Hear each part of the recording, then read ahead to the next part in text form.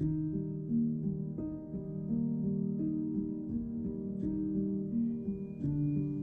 love you. So in talking about thinking, I know this has an obvious answer, and I'm actually asking beyond this. But where do our thoughts come from? So oftentimes I'll have thoughts and I recognize them as even not my own, or possibly patterns that have existed for years and years. Jealousy thoughts or competitive thoughts or the thoughts of being threatened and fear. But truthfully, is this something is waking us up in the middle of the night that you were just talking about? What is that? Is it just part of the condition of being alive? Thank you. The Buddha was asked a similar question. I'll tell you what he said, but then I will answer it because he didn't. Thank you.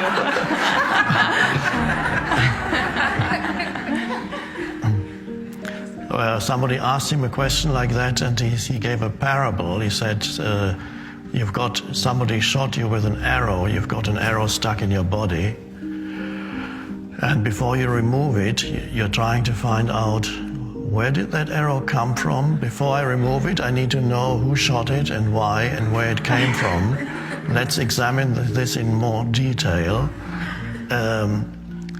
And that was his answer. What he was saying was, our main concern should be to remove the arrow instead of trying to find out where it all started. How did it all start? Where did it all originate? That was his teaching was very practical, totally practical.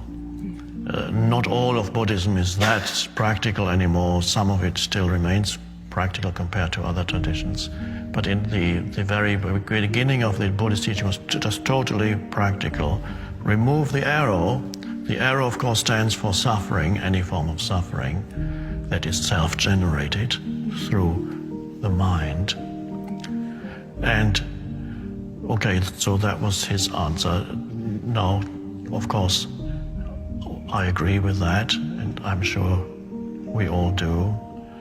Thought, going a little bit beyond it, thought is, there's such a thing as the collective mind, and so many thoughts are not your thoughts, really. They arise in the collective mind. They are energy fields or energetic entities that one could almost think of them as little bubbles floating around. It may not be literally true. I haven't actually seen any bubbles, but little bubbles, thought forms floating around, and if the thought form discovers any resonance with anything inside you, for example, any form of negativity, and then there's a thought form in the collective mind, an even heavier thought form of negativity, just a slight irritation about what somebody said today. And then there's another thought form that resonates with that negativity, and then that bubble comes plop. And before you know it, the irritation has become something bigger. So you connect with the universal mind, and it moves through you. So when we deal with our so-called our own minds, we're far more than our own minds, and whatever awareness arises in you is not just your benefit, it has an impact on the totality of the collective mind. When awareness arises in you, it means awareness is arising in the collective mind of humanity. So it's not just a personal thing. In the same way that any thinking that takes possession of your mind is not really personal.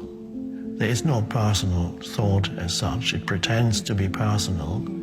It's the human collective mind. In the same way, of course, any emotion generated by that is not it looks like my emotion, but it's either it's anger or it's sadness or it's jealousy or it's whatever it is. And that's basically, it's the same in everybody when it arises.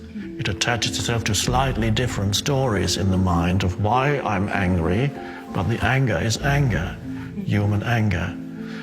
So again, it's not yours.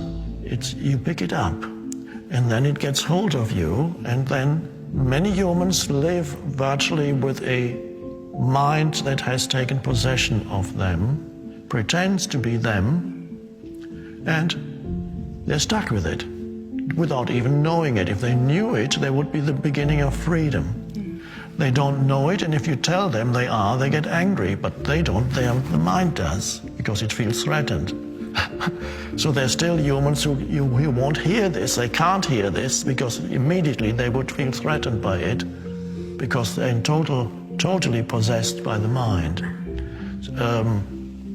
You can see how, for example, certain collective thought forms can take possession of an entire country. Such as happened, for example, during communism, Soviet communism in Russia, Maoism in China, millions of people all thinking the same thing. But even in our society, it's not necessarily one monolithic thought form as such as that, but there are different thought forms through the media become perpetuated, and without knowing it, often they are our most basic assumptions, how we interpret the universe and the world around us.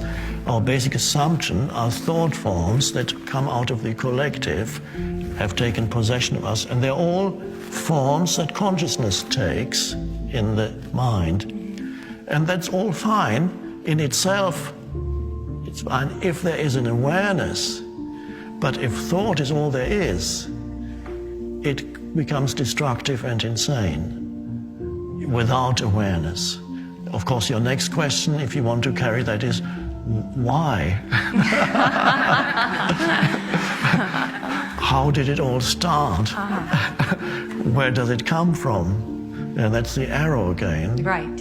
Yeah, in fact, my friend Jen and I use the phrase, when you ask why, that is the lie. Yeah. Just the need to let it go. But the thing that occurred when you shared your answer, thank you, is that the thinking isn't something I need to war against, but rather it's a tool. And it's showing me where I'm allowing myself to identify with something that I'm not, and thus identify with being separate from this one. So it's a wonderful tool. Yes. That is ultimately powerless in the face of consciousness. Is that correct? Yes, if you're identified with thinking, you say powerless. Yes, because you are not there. You're absent, virtually absent, or completely asleep when you're identified with thinking. So you're being run by patterns, or on the karmic collective patterns, mental patterns. And so your true power comes as you wake up out of that. Thanks, Eckhart. Thank you.